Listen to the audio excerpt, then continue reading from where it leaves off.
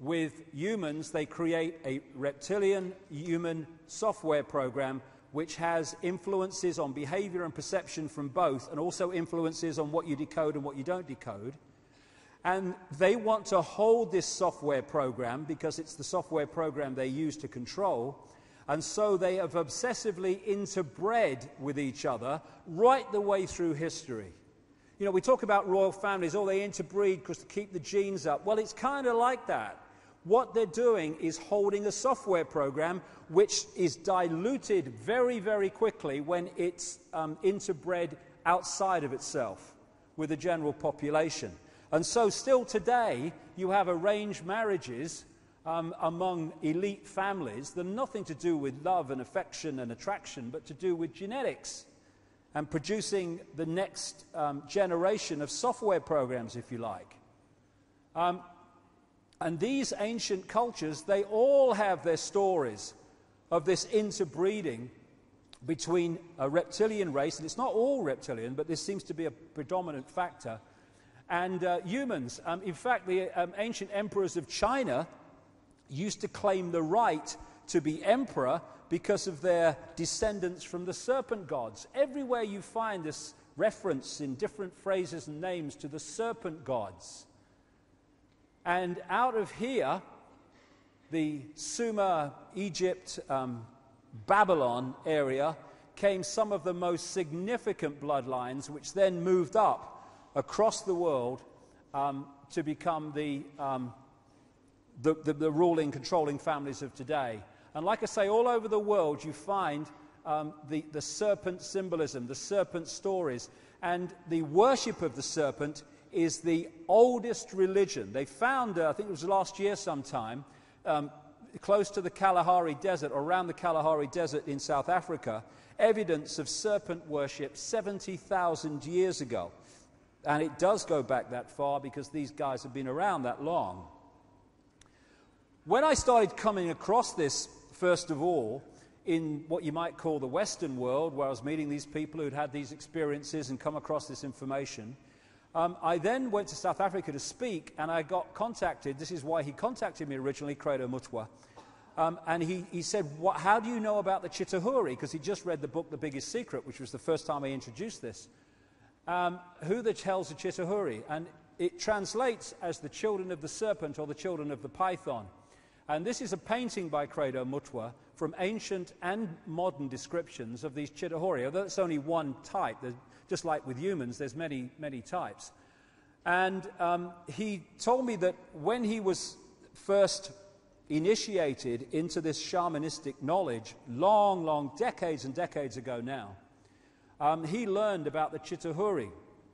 And he said that when the colonial powers came in, here we go again, the British and the Dutch, but particularly the British, through people like Cecil Rhodes, they, in his words, milked the minds of the shaman and then killed them.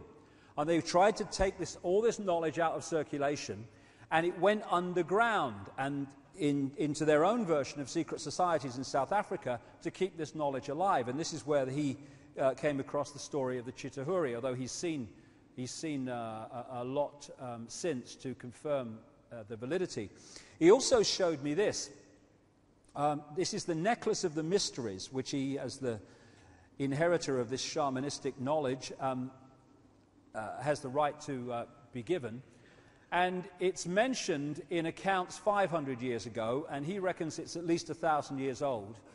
And what he does, because he's the official storyteller of the Zulu nation, of the verbal knowledge, and he has symbols on this necklace of the mysteries which tell the story of Africa and African people and African history.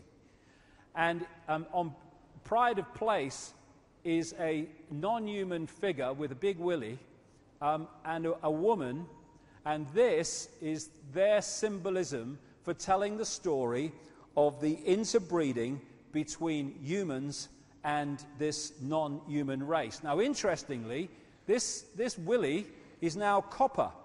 But in the original, it was gold before it was stolen for money. And, of course, then you go back to ancient Egypt, and one of the prime stories of ancient Egypt was of the sun god Osiris with the golden penis. And all that connects into this Sumerian knowledge and this South African knowledge, and it's all to do with the interbreeding. Obelisks, the obsession that Freemasons have with obelisks and stuff, same thing. The phallic symbol, the bloodline. This is the human woman as symbolized, and this is the non-human interbreeder. Now, it doesn't look reptilian. It doesn't look like anything. It looks strange. And I asked him, why does it look like that? And he said, because the Chitahuri said that they must never be depicted as they really are, or they would, anyone that did it would be killed. So he said what they did was depict them as obviously not human, but not looking like they really did, for that reason. Although you still can find some. This is a reptilian baby and woman or goddess, which was found in graves in the Ubaid culture, which preceded Sumer, in that same part of the world that we now know as Iraq. There's some more images of it. Again, the serpent worship is all over the world. So this is Crater Mutwa's painting, and this is Neil Haig's symbolic representation of this bloodline, which is a hybrid genetics, and it's a hybrid software program. That's what we're looking at, because it's the hologram that we're looking at. And around the world, you see symbolism. And when you start to come across this information, it's like your kind of mind opens and you start to see, hey, what you hadn't seen before. This bloody serpent symbolism's all over the bloody place. And you find the symbolism of the connection between human women and this reptilian race. You see the symbolism of part man, part reptile, part human, part not human. Again, there's another one. These from different parts of the world. You see a lot of symbolism in stories of humans battling the snake, same thing.